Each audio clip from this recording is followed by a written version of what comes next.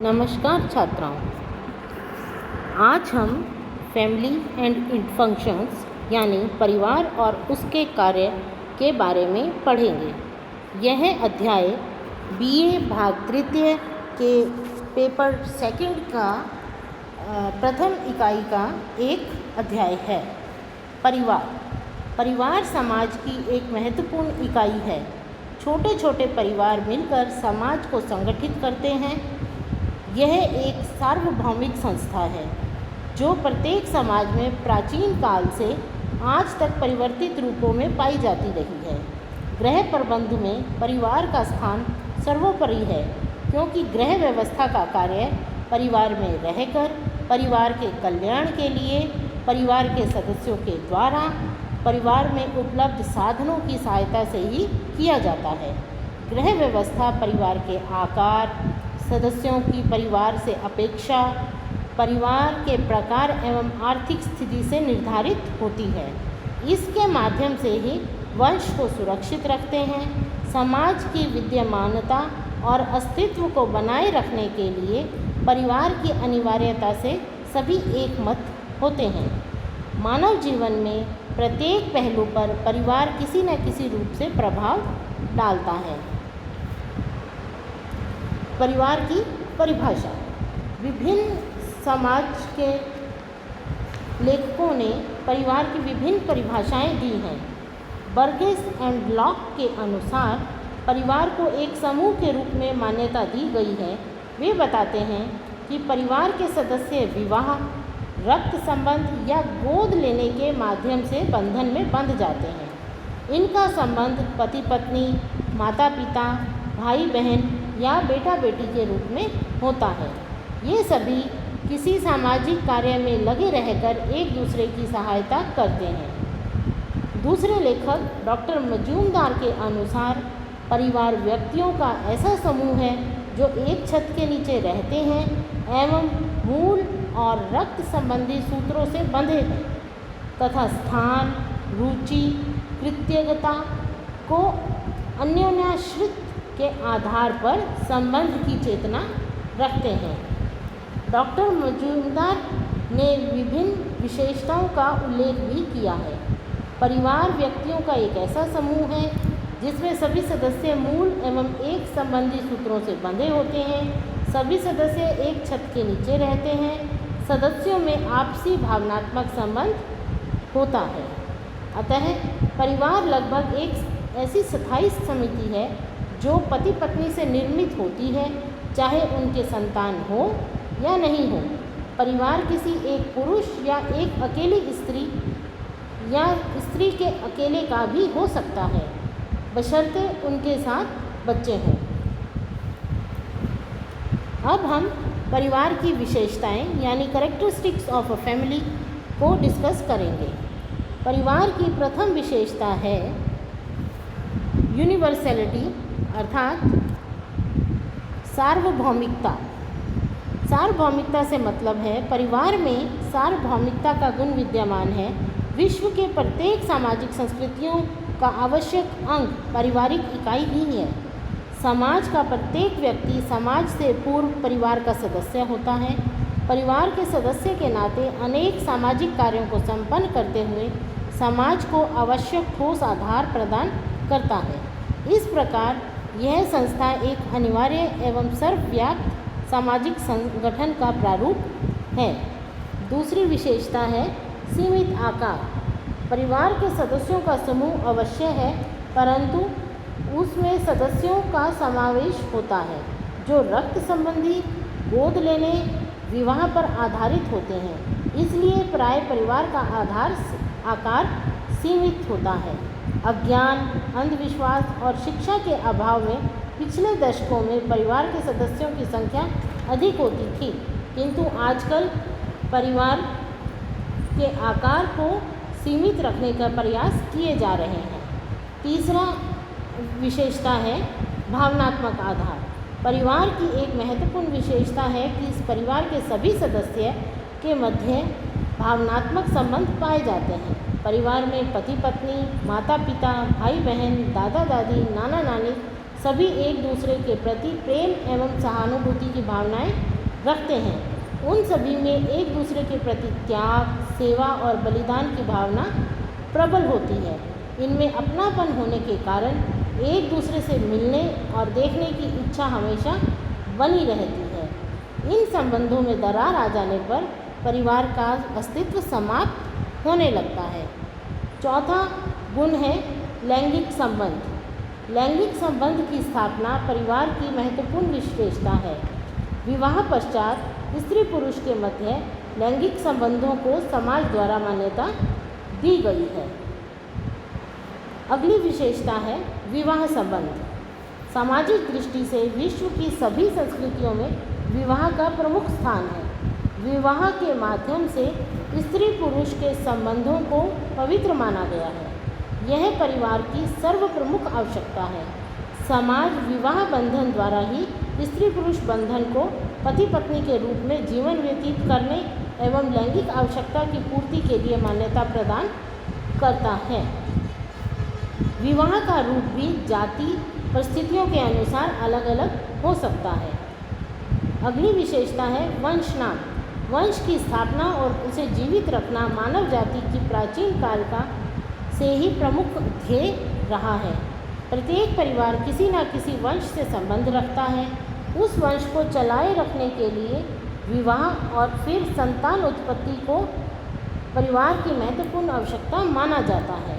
अधिकांश जातियों में वंश का नाम पिता के नाम पर चलता है, परंतु कुछ जातियों में माता के नाम पर भी वंश का नामकरण होना माना गया है। अगली विशेषता है सदस्यों का उत्तरदायित्व। पारिवारिक इकाई का गठन समाज के विभिन्न सदस्य जैसे माता पिता, बेटा बेटी, चाचा चाची, दादा दादी के आधार पर होता है। प्रत्येक सदस्य के अनेक स्वयं के दायित्व होते हैं। प्रत्येक सदस्य को जीवन भर उन दायित्वों का निर्वाह करना होता है और परिस्थिति के अनुसार दायित्व बदलते रहते हैं। प्रत्येक परिवार के लिए कोई निश्चित उत्तरदायित्व नहीं होता, बल्कि उनका निर्धारण परिवार के आकार, भावनात्मक संबंध, आर्थिक और सामाजिक स्थिति, विचारों का आदान प्रदान आदि तत्वों के आधार पर किया जाता है। सदस्यों का अपने उत्तरदायित्वों के प्रति गंभीरता, सहिष्णुता और नियमितता उन परिवार को लक्ष्यों की प्राप्ति में योगदान देने में सहायक होते हैं। अगली विशेषता है निर्माणशील प्रभाव।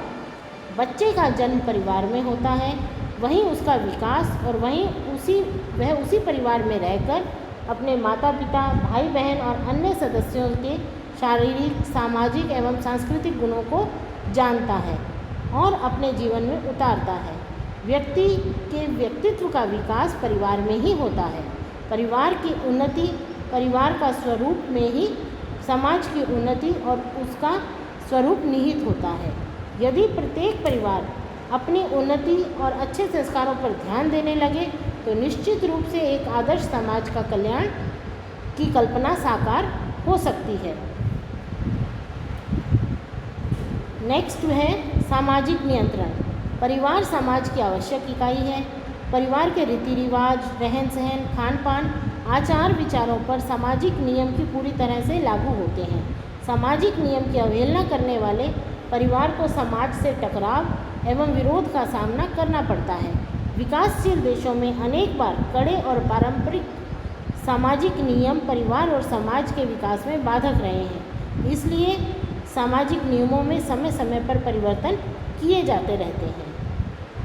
सामान्य आवास व्यवस्था। प्राय अधिकांश परिवारों की आवास व्यवस्था सामान्य होती है। परिवार में सभी सदस्य एक ही छत के नीचे प्रेम, स्नेह और एक दूसरे के प्रति समर्पित भावना के साथ रहते हैं। अनेक बार विपरीत परिस्थितियों के कारणवश परिवार के किसी सदस्य को अस्थायी रूप से अलग भी रहना पड़ सकता है। परिवार की स्थायी और अस्थायी प्रकृति। परिवार की प्रकृति स्थायी और अस्थायी हो सकती है।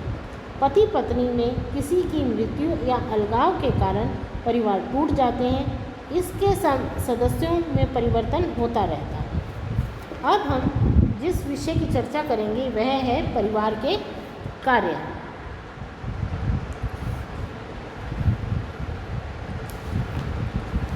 परिवार का प्रथम कार्य है जैविक कार्य होते हैं, जिसमें यौन इच्छाओं की पूर्ति, संतान उत्पत्ति, उनका पालन पोषण व परिवार के विभिन्न सदस्यों को सुख सुविधाएं प्रदान करना है। परिवार में रहकर संतान उत्पत्ति व संतान के पालन पोषण के अतिरिक्त पारिवारिक सदस्यों को सुख सुविधाएं उपलब्ध कराना भी परिवार का एक आवश्यक कर्तव्य होता है, ताकि उनका जीवन सुखपूर्वक व्यतीत हो सके। सुख सुविधाएं क्या हों, कितनी मात्रा में हों, उस परिवार की आर्थिक, मनोवैज्ञानिक एवं आवश्यकताओं पर निर्भर करता है। प्राय शिक्षा, चिकित्सा, मनोरंजन आज के प्रत्येक परिवार की अनिवार्य सुविधाएं हैं, लेकिन वर्तमान में आधुनिक वस्तुएं जुटाना निरंतर रूप से बाजार में उपलब्ध हो रही हैं। परिवार को प्रयास करना चाहिए कि यह आवश्यकता अनुसार उन वस्तुओं को उपलब्ध कराए। दूसरे आवश्यक कार्य है मनोवैज्ञानिक कार्य, जिसके अंतर्गत मानसिक सुरक्षा, स्नेह व प्यार को बढ़ावा देना होता है।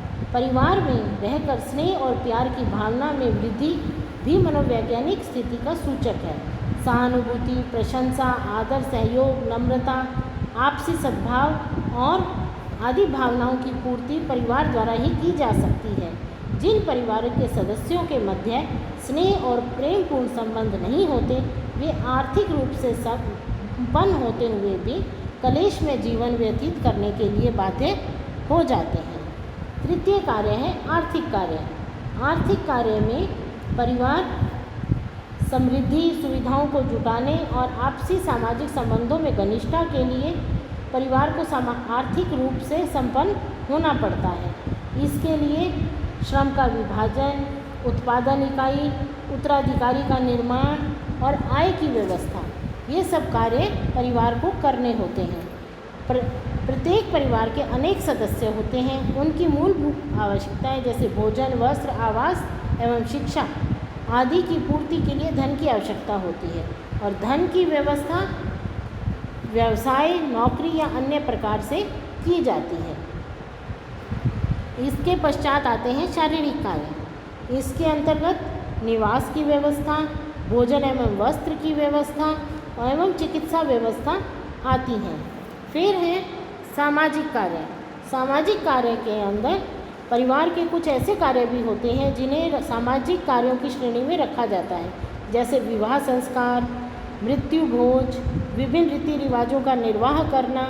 परिवार के विभिन्न सदस्य अनेक सामाजिक कार्य करके अपने परिवार का समाज में विशिष्ट स्थान बनाते हैं।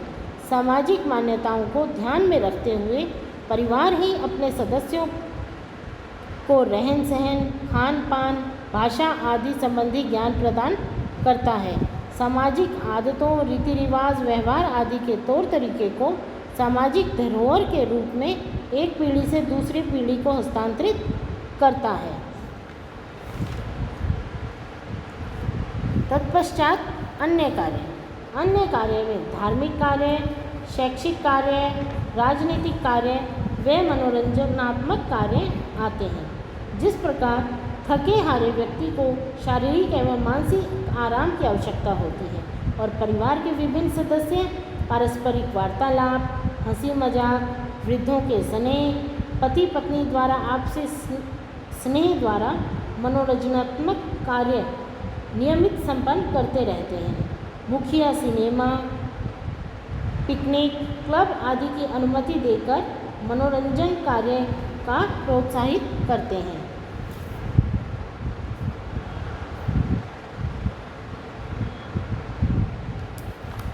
अगला विषय है परिवार के प्रकार।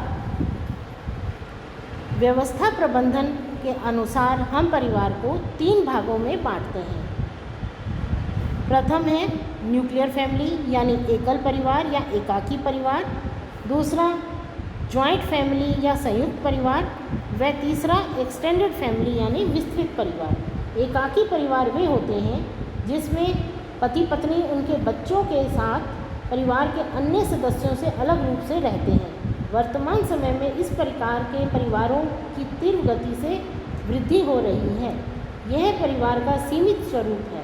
प्राय जब बच्चे आर्थिक दृष्टि से संपन्न हो जाते हैं तो वे पृथक परिवार बना लेते हैं। आपसी मनमुटाव, पाश्चात्य संस्कृति का प्रभाव, व्यवसाय हेतु दूर जाना या आवास की समस्या के कारण भी एकाकी परिवार बनने लगते हैं।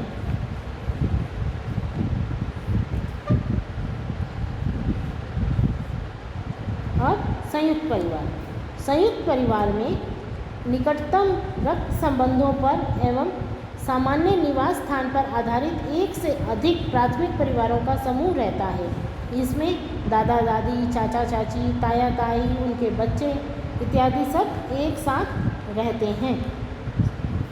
संयुक्त परिवार के कुछ गुण भी हैं, जैसे खर्च में बचत, धन का समान वितरण, आर्थिक समृद्धता, श्रम का विभाजन, भूमि के बंटवारे से बचाव, पारिवारिक परंपरा को निभाना आसान होना, वे व्यक्तिगत स्वार्थों पर रोक लगना एवं इससे वृद्धावस्था में भी सुरक्षा प्राप्त होती है। तृतीय प्रकार का परिवार है एक्सटेंडेड फैमिली। यह परिस्थिति के अनुसार जब परिवार का कोई मुखिया या एक सदस्य व्यवसाय के लिए या आय के अर्जन के लिए अलग से रहता है और बाकी सभी सदस्य एक साथ रहते हैं, तो इस तरह का जो परिवार निर्मित होता है वह विस्तृत परिवार या एक्सटेंडेड फैमिली कहलाता है। परिवार के प्रकार का हमारे प्रबंधन पर बहुत अधिक प्रभाव पड़ता है और परिवार की विभिन्न अवस्थाएं भी हमारे प्रबंधन पर प्रभाव डालती हैं। अगली कक्षा में हम परिवार की विभिन्न अवस्थाओं का अध्ययन करेंगे। धन्यवाद।